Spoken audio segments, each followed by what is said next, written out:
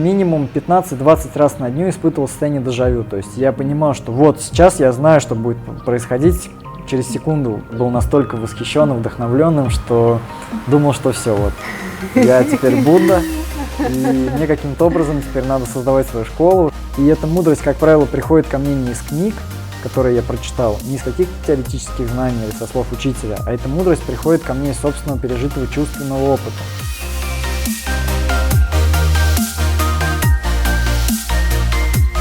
Привет, Лёш. Привет, Люсь. Как вообще ощущения сейчас в этот момент? Такое волнительное, потому что я не знаю, какие вопросы мне будут задавать. Обычно я знал, а теперь я не знаю. Сюрприз получился. Но на самом деле я сразу поделюсь таким чем-то личным, что я очень рада, что у меня такая выдалась возможность с тобой пообщаться, потому что слышу такие жемчужины от тебя иногда идут, и это очень познавательно и интересно. Вот я спрашивала ребят про тебя, и у всех такое мнение, что ты общаешься сердцем. Вот как это вообще общаться сердцем? Общаться сердцем — это общаться чувственно, то есть живо, то есть общаясь, жить в этот момент. Потому что бывает общение логическое, когда какие-то логические цепочки, то есть, в общем, сразу на ситуацию, а то так в общем это непонятно. Вот, например, мы с тобой общаемся, и моя задача, у меня уже это как естественным образом происходит, но вот я в тебя включаюсь, именно чувствую. И сразу чувствую, как оно как что-то тебе подать. Если у меня есть какой-то вопрос или какая-то ситуация с тобой, или мне нужно там поговорить, просто. В общем, я сразу чувствовать начинаю, о чем это. То есть и внимание у меня, в принципе, всегда вот здесь. И отсюда, сердце, да? И отсюда же как чувствование вот этого происходящего отсюда происходит. И информация, которую я через тело тебе передаю, и вот этот весь энергообмен, наш с тобой энергоинформационный обмен, он происходит именно как прямое знание из сердца. То есть я не думаю, не обдумываю, а стараюсь чувственно тебе передать вот. И оно просто так более совершенно, что ли, общение происходит, потому что оно не оставляет равнодушным просто.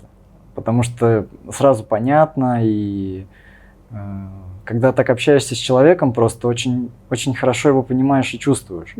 Но бывают моменты, когда как-то механически, как мы выражаемся, включаешься в человека.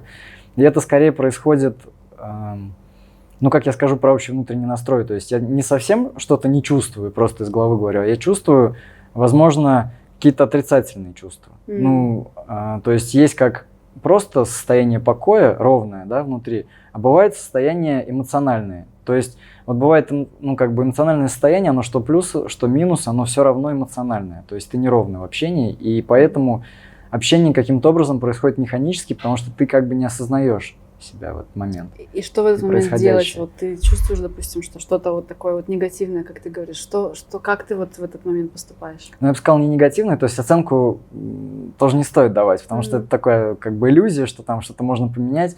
В этот момент нужно просто успокоиться внутри, наблюдать себя. Или постараться именно помочь человеку. Вот когда у тебя есть запрос помощи, то есть как бы ты мог помочь, как бы ты мог обогреть, как бы ты мог помочь человеку именно вырасти, что как оно, как родитель к ребенку, например, что-то такое. Вот. То есть у тебя внутри постоянно, вот это ощущение какой-то внутренней помощи человеку. А ум в этот момент вообще отключен или он что-то Ум просто делает? действует как мне надо. То есть он, инструментом он как инструмент, он со мной согласен в этот момент. И, у меня здесь пример Геннадий, я всегда в таких моментах стараюсь поставить, как бы Геннадий, например, поступил, как бы он сказал, и включаясь в учителя в этот момент, очень просто прочувствовать. Потому что зачастую Геннадий просто очень ровно и очень нейтрально к нам подходит. То есть у нас там как-то как сказать, просто обогревает, да, и когда даже ты где-то там заносит тебя, как-то там эгоизм начинает, и это все высвечивается, и интересным образом, что не тебе кто-то указывает, что вот ты здесь пролетаешь, да, ты сам начинаешь это видеть. Потому что вот человек, вот он как зеркало, то есть вот он пустой, просто вот в покое, в полном. Ну, как-то вот словами, может быть... Нет, все понятно на самом деле. Это очень круто, когда у тебя есть этот инструмент, и ты уже просто практикуешь это уже довольно-таки давно. Как вообще к этому пришел? Как пришел к пробуждению, может быть, поделись? Ну, к пробуждению, в принципе, вся жизнь меня к нему подталкивала моя. Вот. То есть были такие события в жизни с самого рождения, которые каким-то образом провоцировали меня на то, чтобы я выходил из зоны комфорта. То есть никогда не было так, как я хотел. Всегда было так, как вот надо. И либо я принимаю это и соглашаюсь с этим, как бы, ну, иду в это, либо я этому сопротивляюсь и испытываю просто колоссальные психические перегрузки, боли, там, ну, такого психологического характера, может, даже физические. Да. И, как правило, жизнь вся была связана именно с трудом, то есть именно с каким-то там, со спортом, с чем-то пересиливающим себя, когда мне было лень, там, как-то не очень, и что-то внутри меня всегда что-то вело. Как бы был ум, который всегда сопротивлялся, и было что-то, что сильнее ума, и что меня вело, и мне как бы всегда приходилось себя перешагивать. И вот в определенный момент, когда я уже совсем насопротивлялся, это, наверное, было годам к 18, наверное, даже, 19, уже все, когда прям полное сопротивление, там тяжелейшие состояния были, я просто понял, что у меня нет цели. И я понял, что вообще жизнь, она как бы может течь только если у тебя есть цель. Когда ты на что-то устремлен, тогда ты можешь шаг за шагом, то есть попробовать себя реализовать вообще в этой жизни. Хотя бы даже в социальной. И вот я начал, ну, как бы, искать инструменты, каким образом эту цель поставить себе, какая мне вообще нужна цель. Я начал примерять все цели, то есть там деньги, семья, и все каким-то образом меня не интересовало, потому что я как-то внутри, когда к какой-то цели приходил, ну вот внутри, да, когда я почувствовал, что она у меня уже есть, она мне была неинтересна, то есть как будто этот опыт мне уже не нужен. И впоследствии я сделал запрос, чтобы мне показали цель, которая вот самая-самая трудная, самая вот...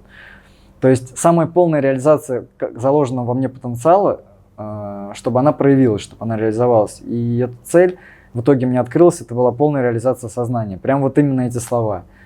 И в принципе я начал просто в эту сторону двигаться. То есть у меня всегда был запрос. И именно вот в области духовного развития, вот в области именно развития сознания, скажем так, ну не развитие, просто вспоминание, да, сознания, как бы расширение сознания, вот. Но это называется духовное развитие. Вот в этой области мне очень везло. И я очень понимал и все быстро схватывал. То есть мне эта область была самая интересная. Неинтересно было ничто. Ни какие-то социальные профессии, институты, спорты. Как бы все мне быстро всегда давалось. И у меня всегда терялся интерес. И из-за этого я на все забивал. И как-то не очень хотелось. Но если мне было что-то интересное, я включался в это. И вот потом я для себя открыл инструмент интерес. То есть я начал... то, на что у меня было сопротивление, вызывать у себя к этому интерес. И с помощью интереса к этому делу мне быстро удавалось что-то освоить. То есть какую-то профессию или там какое-то знание, какое-то вот именно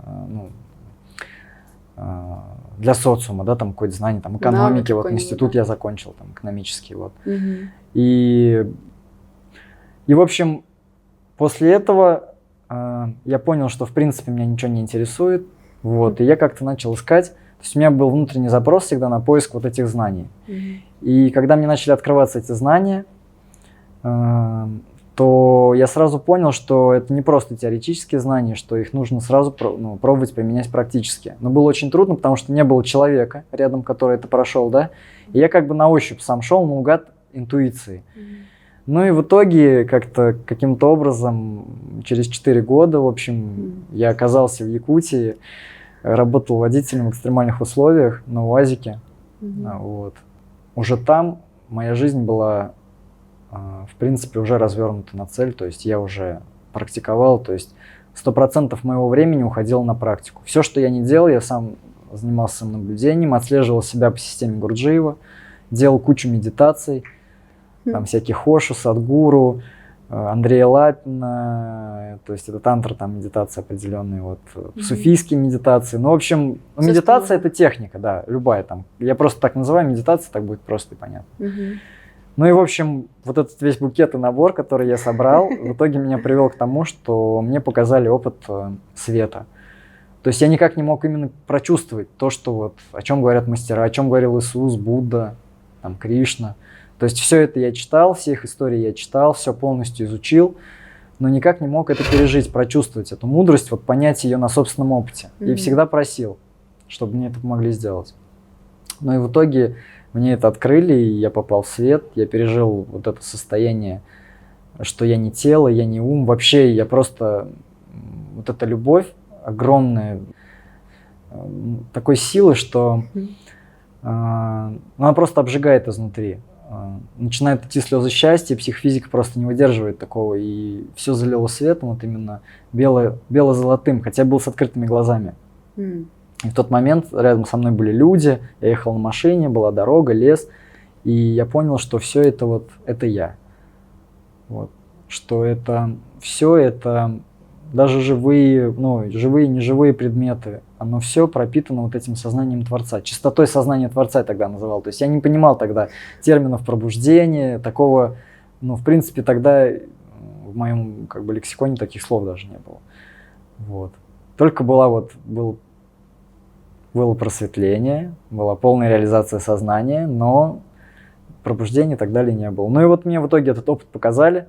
Я его пережил, я был настолько восхищенным, вдохновленным, что думал, что все, вот, я теперь Будда, и мне каким-то образом теперь надо создавать свою школу, чтобы это все передавать, вот это знание, что вот. Но потом, где-то недельки через 2 у меня потихонечку уже начала опускаться шторка ума, я уже начал видеть, что ум опять хочет меня захватить. Сначала, то есть 2 недели полный штиль, то есть полностью я ходил, тело ходило, то есть, ну, была легкость, ну, невероятное состояние на самом деле, то есть это даже глубже, чем пробуждение уже, по моему нынешнему опыту. И вот эта шторка ума начала опускаться, и я начал понимать, что мне в этом состоянии очень трудно удержать себя. И что у меня нету возможности, как будто еще не наработан потенциал, чтобы я мог держаться в этом состоянии постоянно. А оно обязательно нужно, потому что иначе ты транслируешь, ты не можешь дать понимать, ну, сам не понимаешь, и не можешь дать понять другим. Вот. Ты можешь просто залезть в ум, в прошлую память, из этого чувства пробовать как-то говорить. А вот именно, чтобы оно сейчас было, такого не было. Ну и оно потом опять вспышками возникало, я приехал домой, у меня там все пошло в гору, там закрутился еще бизнес, в общем, там я еще пошел на другую работу, еще 3-й бизнес начали открывать. Ну, в общем, и в итоге после вот этой вот такой супер социально удачной жизни в течение где-то 7 месяцев опять что-то во мне начало быть недовольным тем, что происходит. Меня опять начала вот это настигать вот это чувство неудовлетворенности, пустоты, что опять как-то опять все не то. Вот, и я начал понимать, что я опять залип в игру, опять я пошел в социум, опять я начал зарабатывать деньги, и тогда я полностью искренне как бы разделся душой. Опять я вернулся к всем практикам, опять начал практиковать, и в итоге у меня через 2 недели как-то открылось сердце, и я, в общем, очень сильно, как я тогда называл, я шаманил намерение, то есть я именно с помощью слов добирался до внутреннего состояния, вот когда вот я чувствовал, что вот это вот чувство, которое мне помогает понять, что мне надо.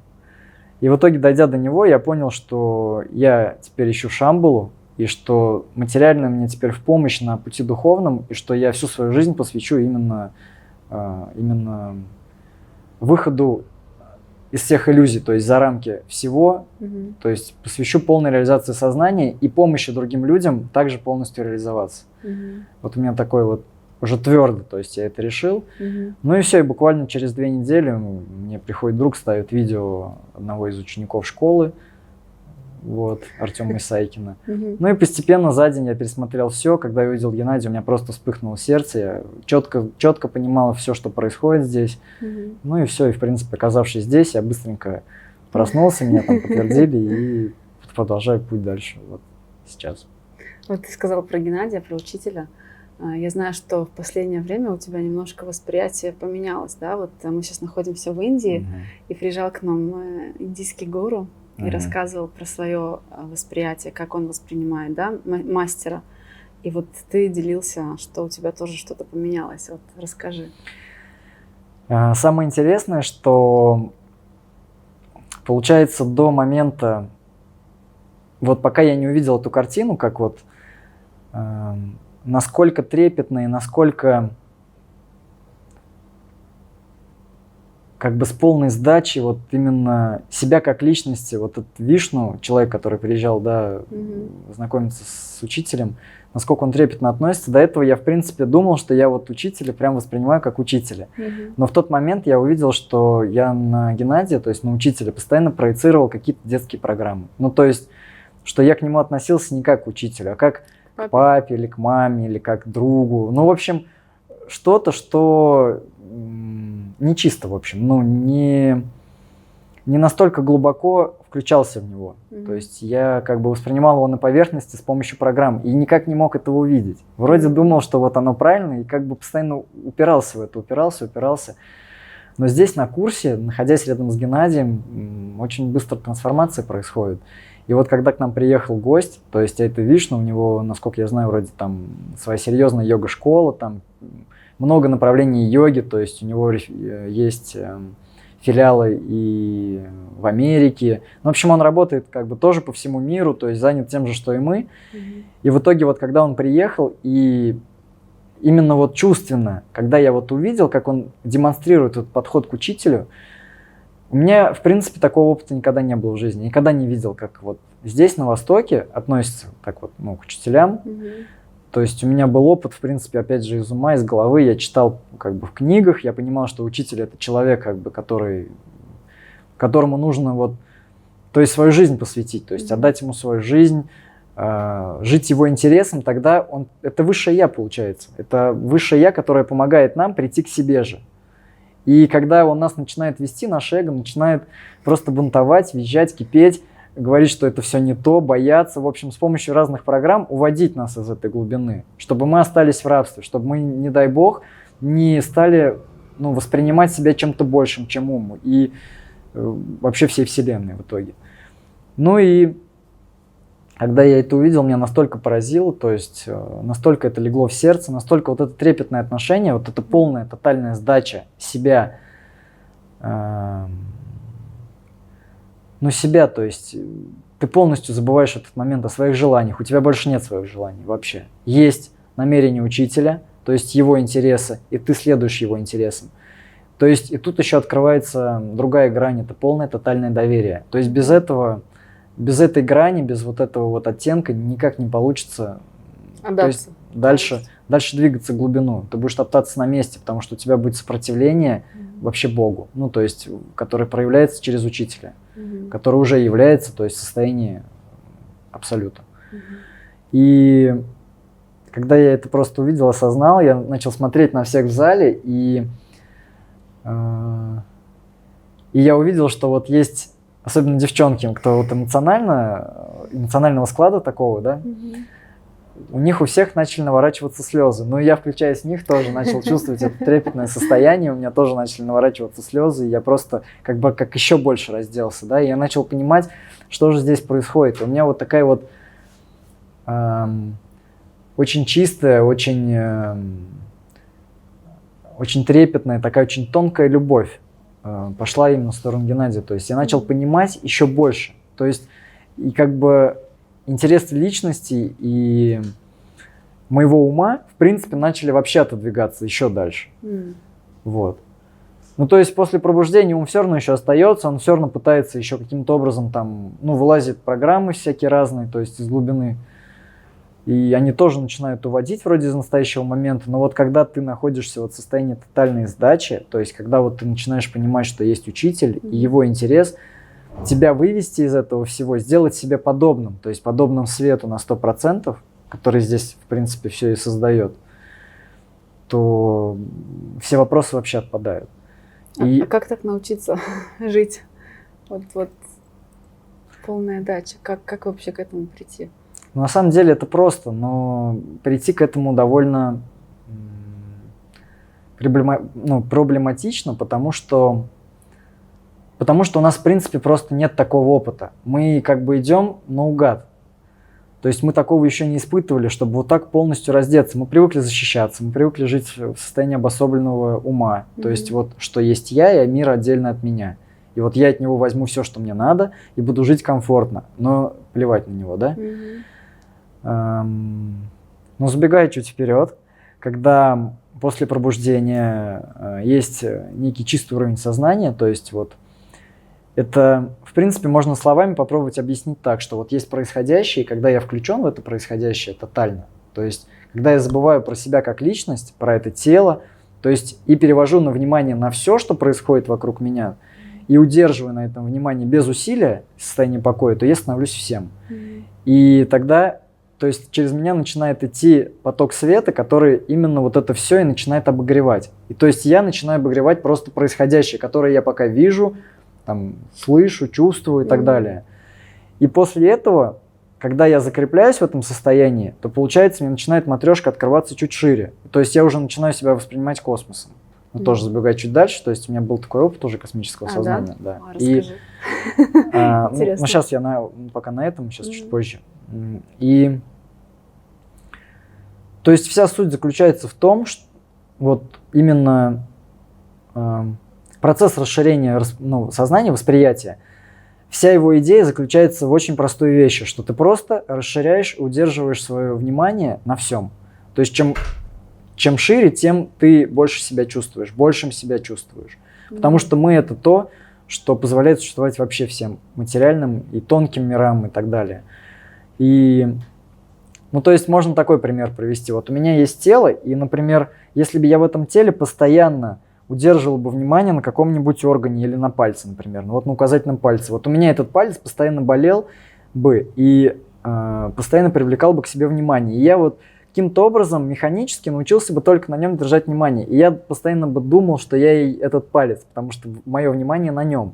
Но если я расширяю свое внимание до своего тела, то есть до восприятия своего тела, я уже телом становлюсь, да, в принципе. А если я расширяю свое внимание до состояния именно происходящего вокруг меня, то я еще глубже погружаюсь в настоящий момент и чувствую себя уже всем. То есть чувствую не так, как вот ощущениями, да, ну то есть вот как там осязанием, обонянием, а чувствую себя именно вот в ощущениях сердца всем. То есть я начинаю сознавать происходящее.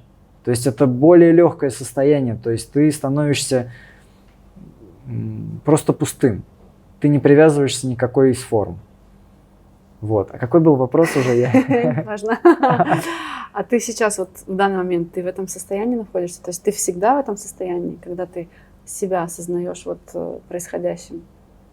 На данный момент оно все равно еще пока возникают качели. Все равно еще возникают какие-то штуки, когда эгоизм встает на дыбы и вроде как бы начинает переводить свое внимание опять на получение. Но в этот момент у меня возникает состояние дискомфорта, но уже очень быстро отслеживаю. И я опять бах и перевожу себя на это все. И еще очень важный момент — это вот включение именно в происходящее. То есть когда ты всей душой, всем сердцем переживаешь за это происходящее, то есть обогреваешь его своим вниманием, вот, своей любовью. И единственный способ пока на данный момент расшириться вот до вот этого вот тонкого состояния восприятия — это состояние именно служения этому происходящему. Служение через передачу вот этого состояния, через передачу знания. Вот. Интересно. Да, и очень важен именно активный подход. То есть когда я помогаю каждой своей частичке почувствовать вот это состояние, прийти к этому состоянию и помочь понять, что вся суть заключается в том, чтобы передать это дальше. И тогда ты начинаешь как бы расти. Тогда ты начинаешь передавать, транслировать этот свет. И чувствуешь себя чем-то большим, чем тело. И тебе просто открываются другие грани. Тебе открывается прямое знание. Ты уже больше начинаешь чувствовать происходящее. Ты уже больше быстро и мгновенно начинаешь понимать, в чем суть. Становишься очень эффективным в любой деятельности, в которой бы ты ни был. В любой. И это происходит за счет вот этого света, который мы передаем. То есть мы убираем сопротивление ему, сопротивление в виде того, что все должно быть не так, все должно быть так, как я думаю, все должно быть вот именно так, как я думаю. И вот это постоянное вот это вот желание изменить настоящий момент и закрывает эту способность передавать это. Ты сказала служение. Да. Меня такой вопрос интересует. Как ты раньше вообще воспринимала до пробуждения, да, служение? Как оно у тебя, это восприятие изменилось после пробуждения? И происходит ли еще какая-то трансформация вот в этом понимании вообще, что такое служение? Ну, служение как инструмент, то есть оно, когда ты находишься в состоянии более расширенного восприятия, то служение, оно происходит уже естественным образом. То есть его можно другими словами назвать отдача. То есть когда ты забываешь про себя как личность, перестаешь получать от этого мира и начинаешь ему давать. А давать ты ему можешь что? Свое внимание. То есть ты становишься гибким очень, то есть перестаешь сопротивляться, ты перестаешь что-то менять. И гармонично вписываешь себя в это происходящее, себя, вот, например, да, как вот эту личность, как тело, но при этом ты как бы забываешь о себе в этот момент и становишься всем происходящим. То есть у тебя появляется возможность больше влиять на это происходящее, но влиять не с позиции управления власти, да, влиять именно с позиции чистоты, обогрева и любви, то есть как бы более гармоничное состояние, то есть вокруг тебя начинает все меняться. То есть, когда мы начинаем пропускать больше свет через себя, то есть большее количество порций вот этого света, когда мы убираем сопротивление, то в нашей жизни само по себе начинает все налаживаться. То есть можно привести пример из социальной жизни. Когда, например, есть ребенок, то ты, в принципе, заботясь о ребенке, помогая ему вырасти, помогая ему как-то окрепнуть, то есть передать ему свой опыт, то ты забываешь о себе в этот момент. Ну, я думаю, тебе это знакомо, как женщине, да, как маме. То ты о себе забываешь в этот момент и всю свою заботу, всю свою любовь направляешь на ребенка. И в этот момент ты тоже не остаешься как бы, обделена чем-то. То есть ты всегда... Ты растешь, получается. Ну, я к тому, что ты всегда сыта, ты всегда одета, ты всегда обута, то есть ты всегда находишься в хорошем настроении и так далее. Вот здесь примерно то же самое. Только ребенок теперь это не конкретно какой-то человек, да, а конкретно все происходящее. И ты о нем начинаешь заботиться. Ты начинаешь его обогревать, ты с любовью, с трепетом. Вот с этим состоянием начинаешь в каждого человека включаться. В каждую жизнь. Ну, можно сказать, частичку. Это как сверхспособности такие открываются, потому что ты можешь в каждый момент, получается, поменять реальность. Да, меняя свое внутреннее состояние. Вот, потому что когда ты опять же погружаешься как сказать, когда тяжело воспринимать происходящее, да, это мешает что-то внутри. То есть какая-то программа или какая-то эмоция, может быть, какая-то вылезла, да, и какая-то вот умственная концепция, которая тебе мешает что-то принять вот в этом происходящем, и ты сразу опять становишься личностью, телом. И в этот момент тебе что нужно сделать? Просто провести внутренний труд и принять это.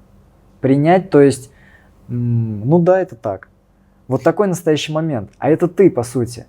Ну, то есть, если я с кем-то, допустим, взаимодействую, да, а он, скажем, не хочет делать так, как мне удобно или как мне хочется, то есть я должна просто наблюдать за этим и принять то, что происходит не так, как я хочу, правильно? Да. И в этот момент еще очень легко через благодарность. То есть задача, на самом деле все очень просто. Мы очень много слов говорим. Задача просто выровнять себя внутри, привести в состояние покоя. И из этого покоя, из глубины начать действовать. Все. Потому что когда мы поднимаемся на эмоции, на программы, мы как на волнах опять на поверхности, а тут ум, как бы с ним бесполезно бороться. Он все равно одержит над тобой победу. Ум можно только наблюдать, и тогда он становится твоим союзником, твоим инструментом. Но как только ты начинаешь что-то менять, там, бороться в нем или как-то там стараться его проконтролировать, вот этот настоящий момент, все. Ты тут же попался опять в ловушку ума, и больше будет очень трудно просто. Вот. А так все просто. Ну, просто есть, допустим, вот женщины, да, я спрошу тебя с позиции женщины, да, которые пытаются постоянно мужчин поменять, допустим, да, вот их не устраивает, там, они хотят как-то под себя подстроить мужчину, да, поменять какие-то у него качества. Вот что бы ты посоветовал таким женщинам? Ну вот тут я бы посоветовал сначала обращать внимание внутри себя. Вот. Почему что-то не устраивает? Почему не устраивает вот это происходящее? То есть, и я знаю, что женщины, они еще, как правило, в этот момент стараются не донести, а именно сманипулировать. То есть через внутреннее состояние, так как у всех женщин, не знаю, как так случилось, но вроде как из-за эволюции, вроде у женщины больше эмоциональной вот этой энергии, она может именно манипулировать эмоционально. То есть, другими словами, вынести мозг мужчине, да, и таким образом... Ты это сказал. Да, и таким образом просто начинается внутреннее кипение, и у тебя ничего не остается сделать, и ты как бы из покорности начинаешь это делать. А если к этому моменту подойти именно с позиции обогреть, вот как-то донести, попробовать мужчину развернуть на это, да, вот. Через сердце может, да, но тут вот мне сейчас такая идея пришла, в принципе, я хочу сказать для мужчин сейчас. В данный момент нужно просто убрать сопротивление в этот момент, потому что если женщина себя так проявляет, вот в фильме, в каждого из нас, то это, по сути, наше сопротивление. Скажу словами учителя, Геннадий как-то раз говорил, что пропускная способность мужчины гораздо выше, пропускная способность света гораздо выше, чем у женщины. То есть мужчина пропускает более широкий спектр света. И получается, что мужчине нужно в этот момент включиться в женщину, а это очень трудно. Я могу сказать по собственному опыту, это очень трудно, потому что очень сильное сопротивление, как-то хочется грубо ответить, как-то, знаешь, вот, потому что какая-то боль начинает подниматься, это же тоже программа. И вот я начинаю обвинять в этой боли, получается, там, девушку или женщину в этот момент, и все, я уже опять попадаю в ловушку ума. То есть я опять пытаюсь изменить этот настоящий момент. Потому что мне надо что-то сделать вопреки своим каким-то планам. Я хотел, может быть, полежать, отдохнуть там, и так далее. Вот. Или у меня есть какая-то работа, важные дела, да.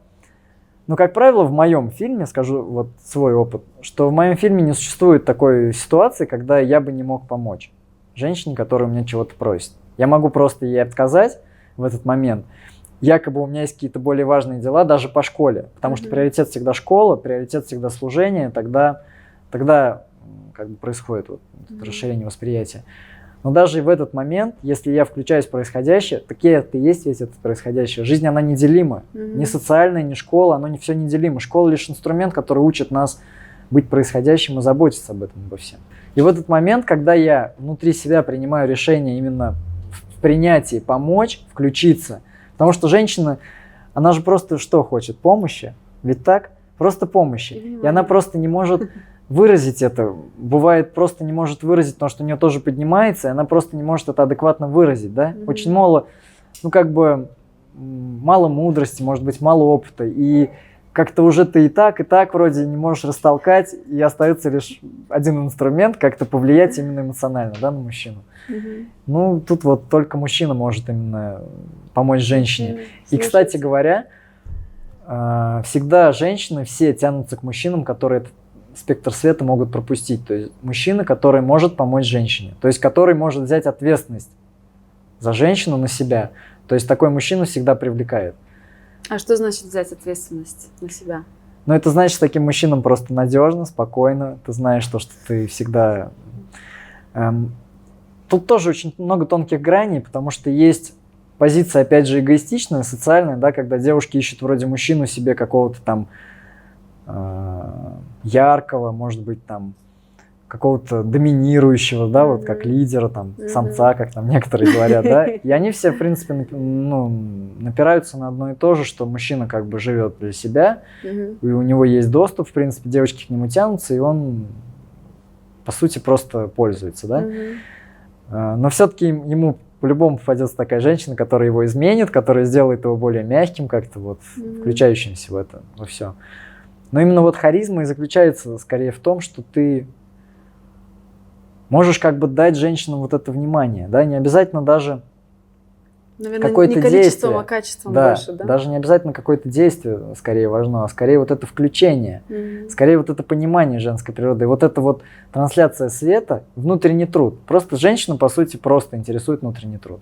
Мужчина, который совершает внутренний труд, если женщина, в принципе, ищет уже, то есть она уже наигралась, да, в социальной жизни, там, то есть она уже ищет как-то опору для себя, она выберет обязательно мужчину, который вот надежный, который не бросит ее в трудную минуту, который сможет найти такой подход, чтобы не быть ни подкаблучником и не тираном, да, диктатором, который вот там все, ты вот должна делать, как я хочу. Так не получится, так и будет, просто не будет союза. Так будет просто брак или пара, как отношения, как, да, принято говорить. Вот. Есть просто союз душ.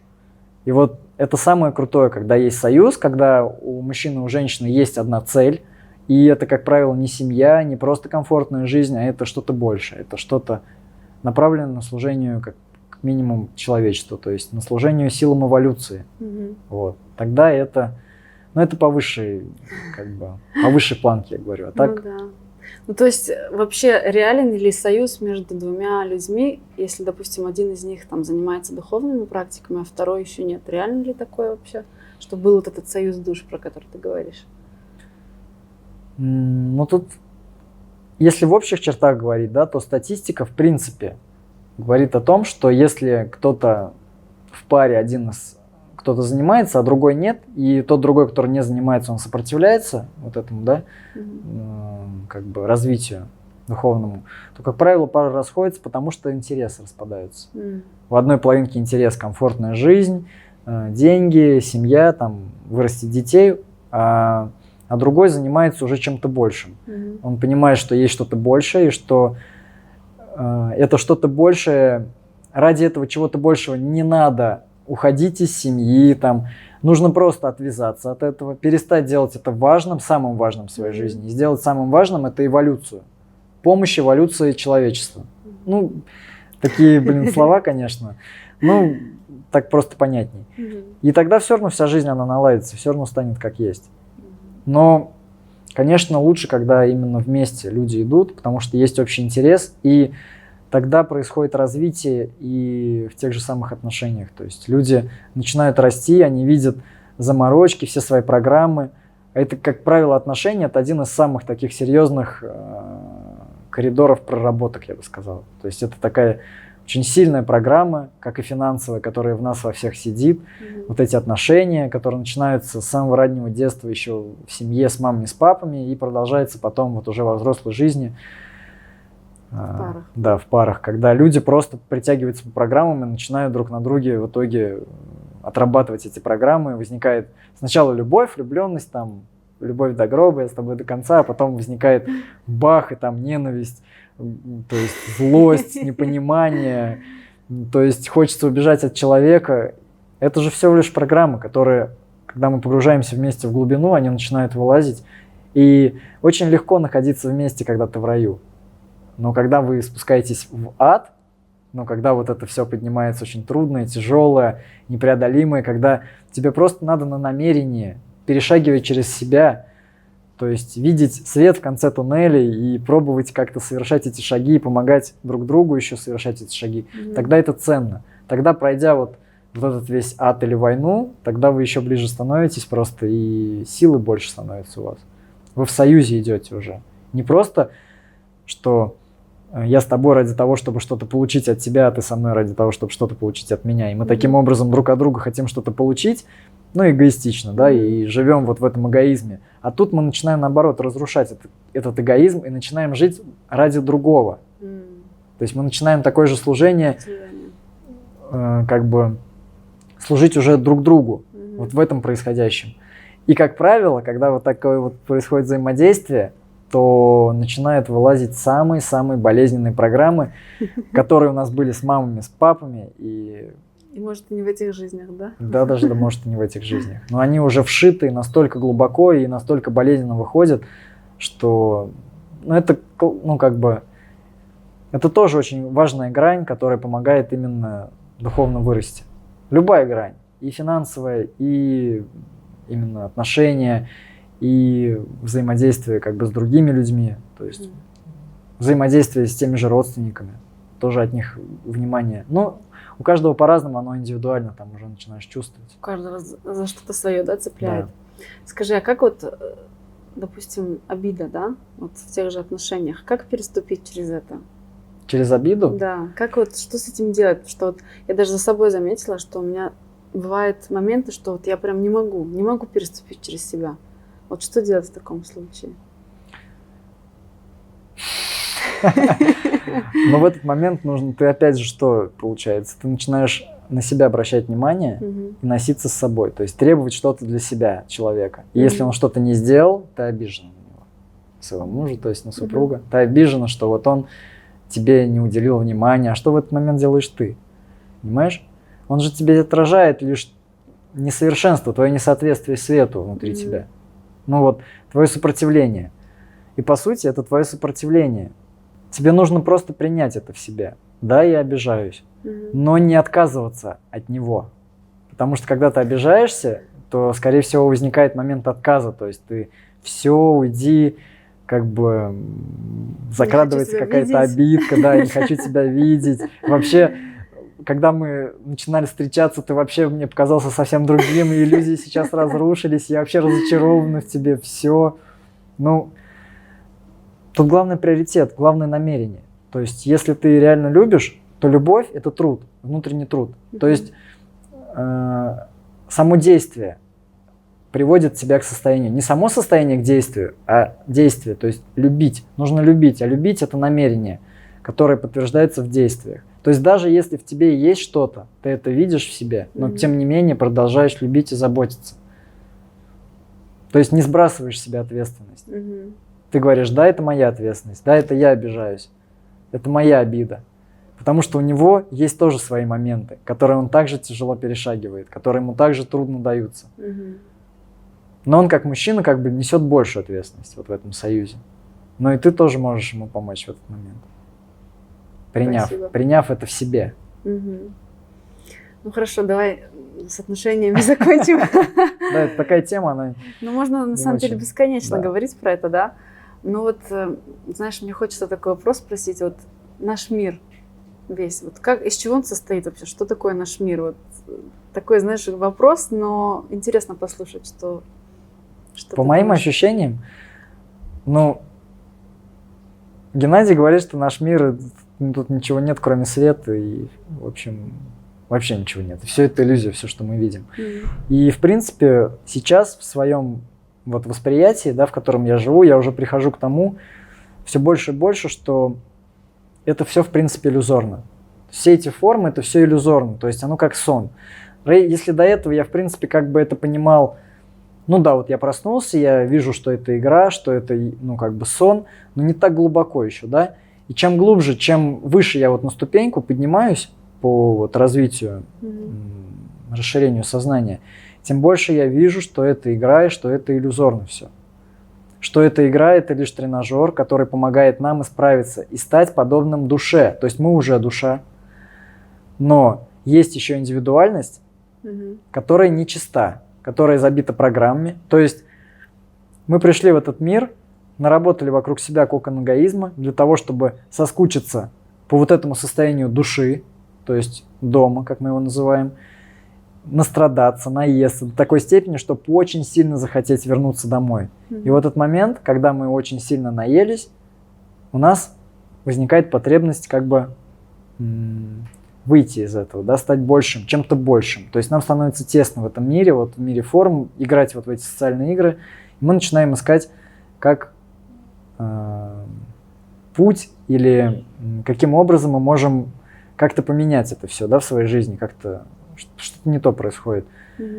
Ну и в итоге мы начинаем искать и приходим к тому, что нам необходимо просто выйти из всех концепций, которые, вот концепция там того, что это вот, что у нас там есть семья, что мы какая-то личность, тело. И по сути, чем глубже мы погружаемся в настоящий момент, тем меньше зависимости у нас от игры, вот от этой вот, тем мы свободнее становимся. То есть мы продолжаем играть в эту игру, но играем в нее уже из состояния покоя, то есть из состояния глубины настоящего момента или Бога, или атмана, или какие там еще термины, там Абсолют. дао, абсолют, да. И единственная наша задача, то есть вся суть этой игры заключается в том, чтобы исправить себя и осознать себя в полном вот масштабе, в котором мы можем себя осознать. То есть, а мы обладаем всеми свойствами, качествами, всеми способностями и возможностями, которыми обладает Бог, этот настоящий момент или абсолют или дао. Но к этому нужно прийти. И вот на самом деле это просто для понимания, в теории просто, но на практике это занимает все силы, которые только есть. То есть, другими словами, ну, как для себя вот я сформулировал очень просто, что чтобы нам осознать себя всей Вселенной, нам нужно найти в себе силы обогреть эту Вселенную. То есть найти в себе силы любить это все чисто и вот, ну, как-то всеобъемлюще.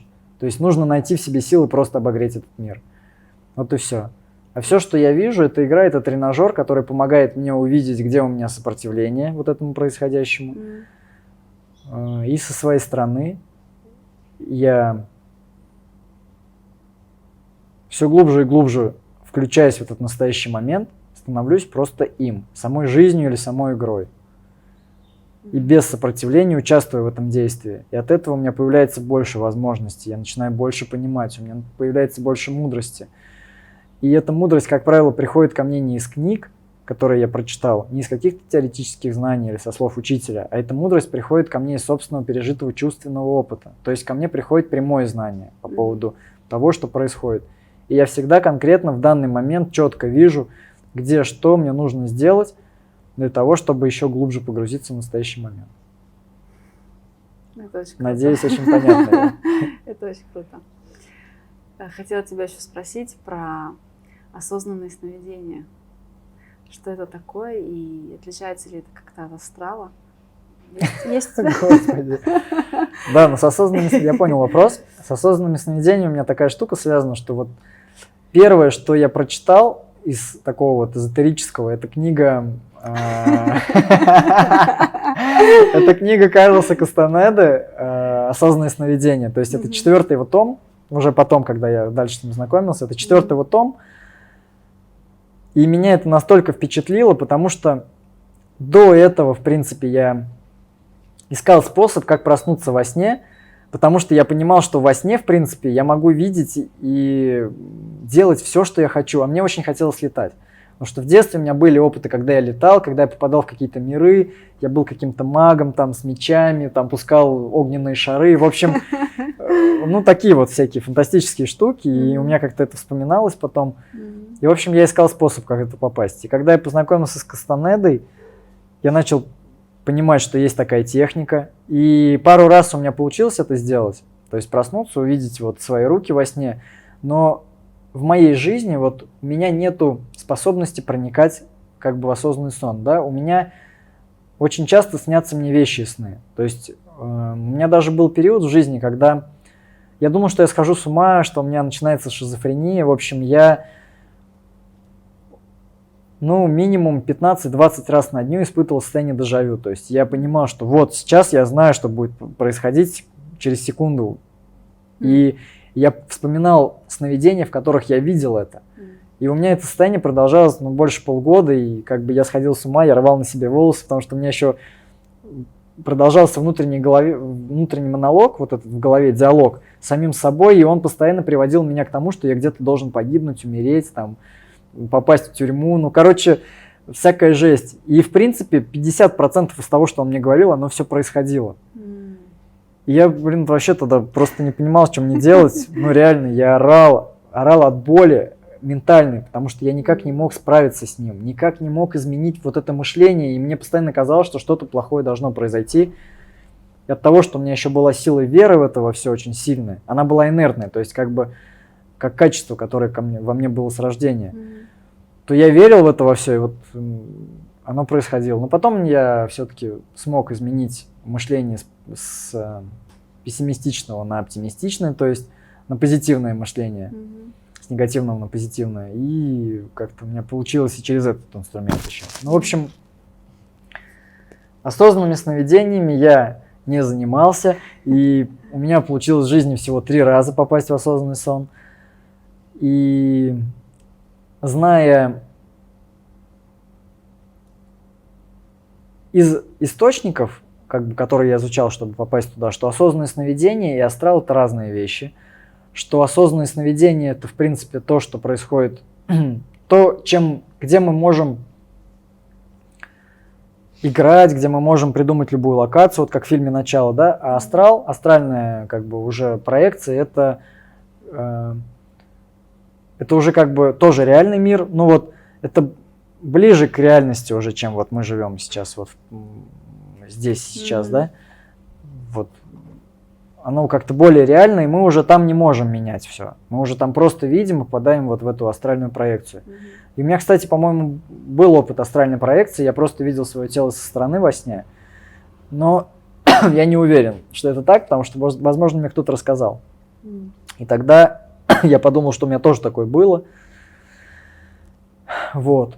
Но осознанные сны, короче, мне не открылись.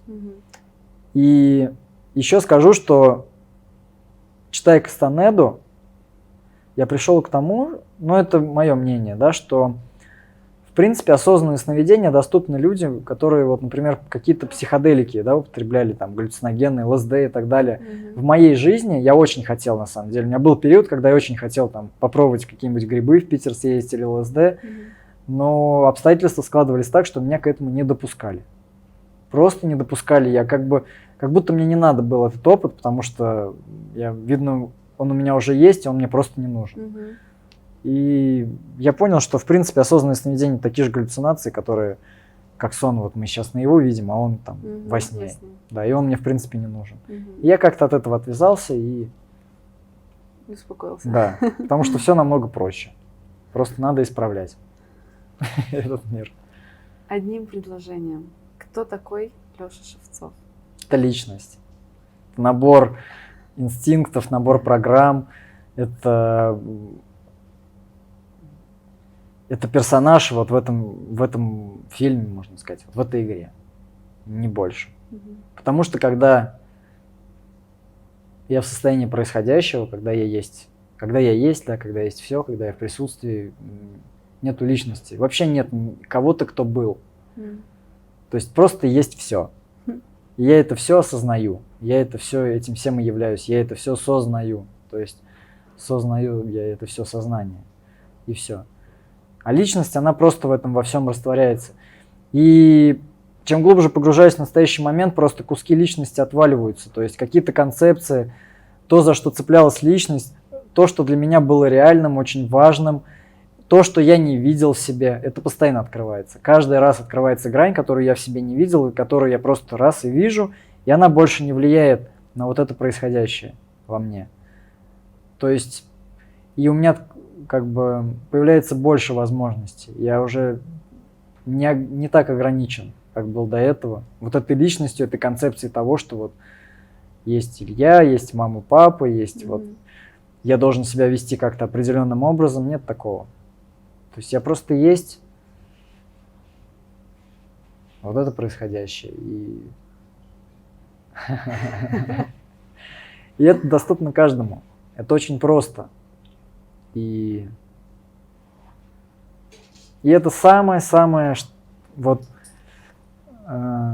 это то, что заставляет мобилизовать внутри нас весь наш потенциал, чтобы прийти к этому. Вот и все. И чем глубже мы погружаемся в настоящий момент, тем меньше программ на нас влияет, и тем больше мы творческой силы, творческого потенциала начинаем высвобождать и становимся сотворцами этой реальности.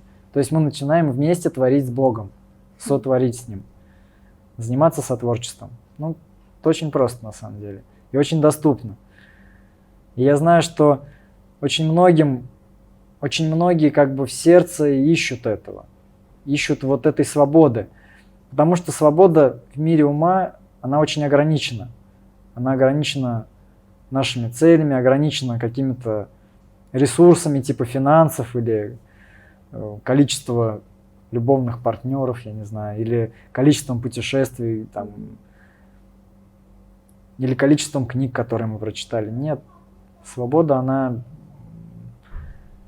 она за рамками всего вообще. Это полная свобода от всех форм, от всех концепций. Мы просто учимся быть происходящим. И единственная постоянная вещь, которая происходит вот в нашей жизни, вот в этом мире, это изменение. И когда мы начинаем осознавать это и становимся этими изменениями, то есть перестаем быть консервативными, то есть перестаем вот быть сопротивляющимися вот этому настоящему моменту, что типа вот он должен быть такой, вот он всегда был такой, и вот сейчас должен быть такой, другим он быть не может. Нет, когда мы отказываемся от этого всего, когда мы отказываемся от наших привязок, когда мы перестаем себя чувствовать зависимыми от наших привязанностей. Это вот я возвращаюсь к вопросу о семье, там, о наших родных, о том, что вот есть миф такой, что нужно отказаться от всего, уйти в пещеру, закрыться, и тогда ты там сможешь получить там опыт просветления, там, духовно развиться. Нет. В современном мире есть способ, который позволяет активно участвовать в жизни, передавать знания, находиться в самой гуще событий, расти гораздо быстрее, чем если бы мы поодиночке сидели в пещере. И не обязательно отказываться от семьи, от своих родственников. Важно просто быть готовым ради Бога пойти на все.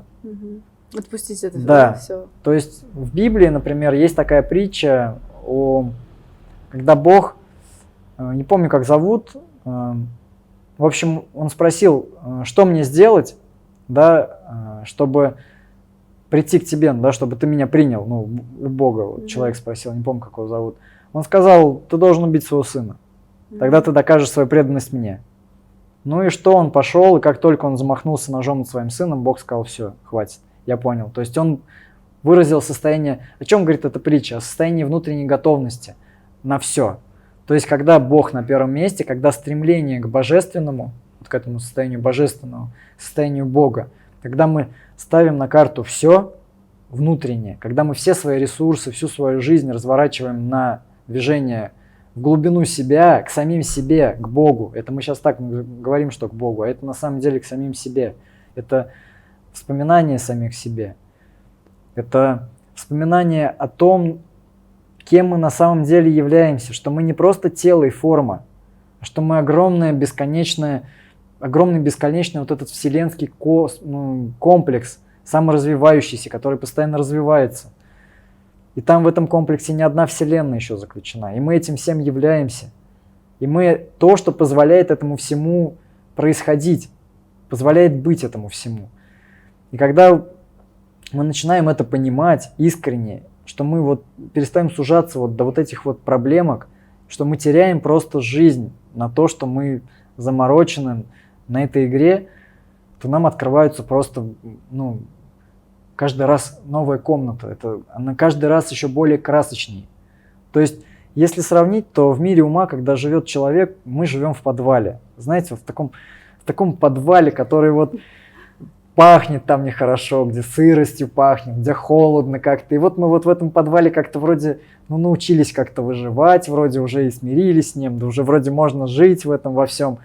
А тут нам раз и выводит нас, например, вот в комнату, да, где красивая мебель, где хорошо пахнет, где уютно. Да, где уютно, где свежий воздух, где есть кондиционер, там вентиляторы, где в холодильнике есть еда, которую мы можем покушать, ароматная, качественная еда, не гнилая какая-то, а именно самая свежая, лучшая, где есть вода, мы можем помыться тут, как-то освежиться. И мы такие бах, и как мы уже спустимся в подвал, понимаешь? Мы уже захотим тем, кто в подвале, помочь выбраться туда, где красиво. А потом мы просто открываем дверь, выходим на улицу и понимаем, что есть красивые деревья, есть приятный, вот есть солнышко, которое нас греет, да, есть океаны, есть моря, есть другие дома красивые, в которых есть другие такие же комнаты, по-другому обставленные, и там другие запахи. Есть такие же люди, вот как мы, которые вышли из этих домов и тоже вот в этом во всем живут. А потом, когда мы понимаем, что есть вот улица домов, мы садимся на самолет и поднимаемся над этим всем, и понимаем, что, Господи, мы можем смотреть на это все вообще вот с высоты птичьего полета, в принципе. Есть что-то больше, и так все глубже, глубже, все шире и шире. И вот такой простой пример просто показывает, насколько мы заморочены вот на этой точке, на этой личности. И что не надо отказываться от своей семьи, надо просто быть готовым на все ради движения вот к этому абсолюту, к Богу, в глубину настоящего момента. Нужно просто принять это решение и искренне быть готовым на все с доверием к жизни. Потому что жизнь хочет только для нас, только хорошего, самого лучшего. И есть тонкие миры, где где, вот как учитель рассказывает, где есть состояние, вот только состояние служения. И когда человек попадает в тонкие миры, очень много есть опытов на этот счет, очень много книг об этом написано, об этих тонких мирах. И человек попадает туда, просто офигевает и поражается, насколько там все совершенно. А это еще не предел, это тоже тренажер, это тоже механизм исправления. И в принципе есть такая поговорка, когда Бог на первом месте, все остальное на своем. Когда вот человек принимает осознанное решение именно идти к Богу, да, именно развиваться, помогать другим, эволюционировать, то есть быть заинтересованным в эволюции человечества и активно в этом участвовать, принимать в этом активные действия, тогда человеку открываются эти комнаты. Вот эта широта, эта глубина, эта свобода, и он становится по-настоящему счастлив. Он становится по-настоящему сильным, могущественным. То есть у него появляется мощь, он может действовать. И он уже становится не просто марионеткой, а он становится Богом и находится в состоянии сотворчества. Ребята, набирайтесь из подвалов. Скорее. Лёш, спасибо тебе большое. Спасибо Очень было за интересно за и познавательно, и душевно. И я тебя прочувствовала. Спасибо тебе большое. Спасибо зрителям. Хочется сказать, кто будет смотреть это. Да, ребята, и подписывайтесь, не забывайте на наш канал. Ставьте лайк. И увидимся еще. Всем пока. Да, если хотите еще какое-нибудь интервью, можете написать это в комментариях под видео. Всего вам самого доброго. До новых встреч.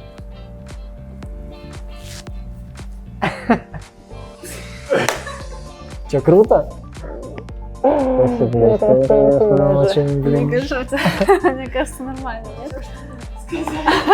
И опять вот видишь, блин, как круто, опять как так везет, что Серега вот Пинков, да, со мной сидел, вот он тоже так как-то вот вел меня грамотно по-своему, да, тогда мы структурно рассказали. Именно вот, то есть, когда мы даем интервью, то есть вот как бы ты направляешь, окрашиваешь под поток, да, который как бы начинает через нас идти, в какой-то цвет. То есть вот как бы вот определенный цвет, да, окрашиваешь. Тогда с Серегой это как-то структурно так очень просто, про школу очень просто получилось рассказать, про наши цели, зачем мы учебные центры ведем. А ты сейчас так очень так чувственно, знаешь, так вот. А знаешь, как с моей стороны это было? С моей стороны это было, что вот у меня был какой-то следующий вопрос, да, вот там вот у меня следующий вопрос, и я тебя слушаю. И тут вдруг ты в своем ответе подходишь к следующему вопросу. Притом это каждый вопрос был вот так. Ты просто сам подводил это. Это поразительно. Вот как ты сказал вначале, ты включаешься, да? Ты просто вот как помогаешь человеку. И как я чувствовала от тебя помощь. Ты прям подводил меня к этому вопросу, который я хотела спросить своими словами. Поэтому ну вот это и есть сотворчество. Вот мы занимаемся сейчас сотворчеством. Ура!